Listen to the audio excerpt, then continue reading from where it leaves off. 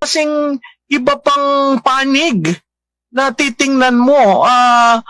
Simula pa ng eleksyon at pagkatapos ng eleksyon, talagang defined na. Ngayon, 3 kasi nandyan sina Senator Bam at Senator Kiko, di ba? Kung sa kanila, hindi alarming yan. Nakakalungkot kasi dapat magsalita ang mga senador at ang mga kongresista na enough is enough and let's just get things done properly. Kasi kung titingnan mo, paano ka magiging halimbawa ng leaders? Lalo na yung mga batang nanalo lamang, first term, pagtingin mo ang pinag-uusapan, cocaine?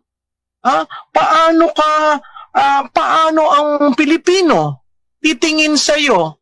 Tuwi na lang tinitingnan ang official family, iniisip mo, tama kaya ang naging desisyon niya? Tama kaya na nakakatulog siya ng maayos?